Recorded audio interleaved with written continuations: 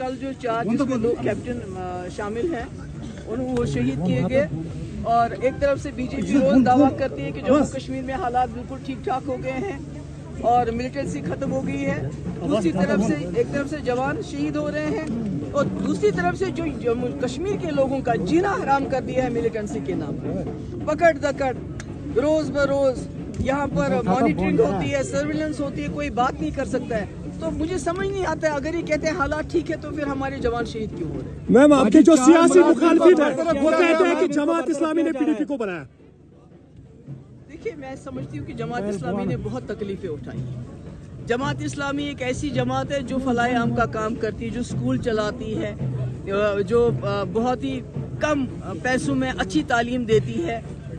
जिस वक्त मुफ्ती साहब पहली बार वजीर आला बने, ये सच है कि जमात इस्लामी के लोग अपने घरों से बेघर हो गए थे, और हमने कोशिश की न सिर्फ जमात इस्लामी बल्कि बाकी लोग भी जो घरों से बेघर थे वो वापस जाए, इज्जत से अपनी जिंदगी बसर करें।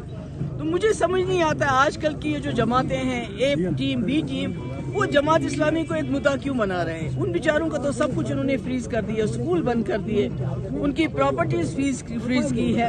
अब एक इज्जत नफ्स उनका बचा हुआ है तो उसको भी तहस नहस करना चाहते हैं। ये मुलाजिमिन को बरतरफ किया जा रहा है, मुलाजिमिन को बरतरफ किया जा रहा है।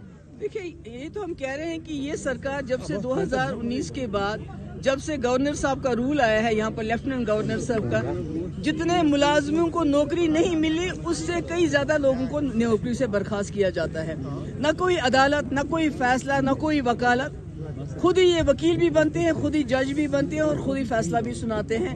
और ये सोचते नहीं ये जो बेचारे मुलाजिम हैं, इन्होंने कितनी मुश्किल से इनको मुलाजमत मिली होती है, इनके पीछे एक फैमिली होती है, इनके बीवी बच्चे होते हैं, वो कहाँ जाएं? तो मुझे लगता है ये जम्मू कश्मीर के लोगों के लिए, बिलखुसूस कश्मीरी लोगों के लिए एक कलेक्टिव पनिशमेंट है, इसलिए क्योंकि उनको लगता है कि जो कश्मीर के लोग हैं वो शायद उनके दुश्मन हैं। बिहार में जो है नुमाया नजर आ रही है। देखिए, ऐसे मुझे अफसोस है कि कहीं ना कहीं जो है कुछ लेवल्स पे वहाँ से भी यहाँ से भी कुछ बातें हुई हैं, मगर मैं आपको बताना चाहती हूँ कि जो कल राजौरी में शेख साहब के हवाले से बयान हुआ है, हम उसके साथ बिल्कुल इत्तेफाक नहीं करते हैं। शेख साहब हमारे लिए बहुत ही मोअज़्ज़ज़, मोहतरम और कदावर लीडर रहे हैं, और उनके बारे में कोई भी उनके बारे में कोई गलत बात करे, हम उससे बिल्कुल इत्तेफाक नहीं करते।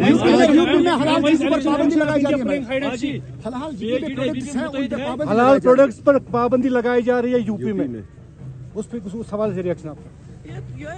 इनकी तो सियासत ही क्या है? अभी तो वहाँ इलेक्शन चल रहे हैं, तो इनको तो ये इस किस्म की चीजें, कभी हिजाब, कभी हलाल, कभी कुछ, इनके पास तो लोगों को देने के लिए कुछ नहीं है। 2 करोड़ नौकरियां दी नहीं, 15 लाख रुपए जमा करा नहीं सके, गरीबों को गरीबी के लाइन के नीचे ही और धकेला। लोगों को कहा था सबको घर मिलेगा, वो तो दे नहीं सके, कोई भी वादा बीजेपी पूरा नहीं कर सकी, इसलिए हलाल और हिजाब की लड़ाई में लोगों को election commission of India playing hide and seek. ये किसी का हो गया माइक